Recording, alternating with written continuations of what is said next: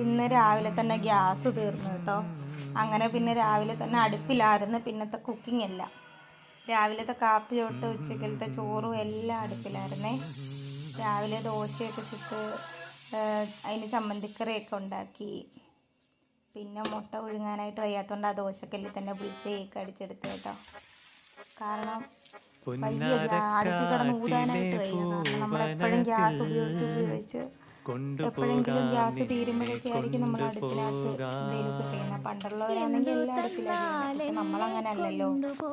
നമ്മൾ ഇപ്പം വല്ലപ്പോഴും ഒക്കെ അല്ലേ അടുപ്പിനകത്ത് എന്തെങ്കിലുമൊക്കെ ചെയ്യത്തുള്ളൂ. അതുകൊണ്ട് ഭയങ്കര പാടാണ്. അങ്ങനെ പിന്നെ ചായയൊക്കെ ഇട്ട് പിന്നെ പെട്ടെന്ന് രാവിലത്തെ പരിപാടിയൊക്കെ ഒതുക്കി. അത് കഴിഞ്ഞ് പിന്നെ ചോറ് വയ്ക്കുക, കറി വയ്ക്കുക എല്ലാം അടുപ്പിൽ തന്നെ. എനിക്കാണെങ്കിൽ ഈ അടുപ്പിലെ പരിപാടി വലിയ ഇഷ്ടമല്ല. ഊതി പാട് വരൂലേ. പിന്നെ വിറവ് പുറത്തുനിന്ന് വിറവൊക്കെ എടുത്തിട്ട് വന്നിട്ട് എല്ലാം ചെയ്ത്. കുറച്ച് ചോറ് ഇന്നലത്തെ ഇരിപ്പുണ്ടായിരുന്നു, അതങ്ങ് ഊറ്റിയെടുത്തതേ ഉള്ളൂ. അതുകൊണ്ട് പിന്നെ ചോറ് വെക്കൽ പരിപാടിയൊന്നും ഇല്ലായിരുന്നു. സാധാരണ ഞാൻ ചോറ് മാത്രമേ അടുപ്പിൽ വെക്കലുള്ളൂ, വേറെ ഒന്നും അടുപ്പിൽ വെക്കലില്ല. അതും 2 ദിവസത്തേക്ക് ഒരുമിച്ച് ചോറ് വെച്ച് വെക്കത്തേ ഉള്ളൂ. ഞാൻ കുറച്ച് ചോറേ കഴിക്കൂ, ചേട്ടന് മാത്രമല്ലേ ഉള്ളൂ. അപ്പം ചോറ് കുറച്ച് കൂടുതലങ്ങ് വെച്ച് കഴിഞ്ഞാൽ 2 ദിവസത്തേക്ക് ചോറെടുക്കാൻ കാണും. അതും ഒന്നിക്കൊന്നരാടം മാത്രം. അതുകൊണ്ട് ഇന്ന് കുറച്ച് കഷ്ടപ്പെട്ടു. നിങ്ങൾക്ക് ഈ വീഡിയോ ഇഷ്ടപ്പെടുവാണെങ്കിൽ ലൈക്ക് ചെയ്യുക, സബ്സ്ക്രൈബ് ചെയ്യാനും മറക്കല്ലേ.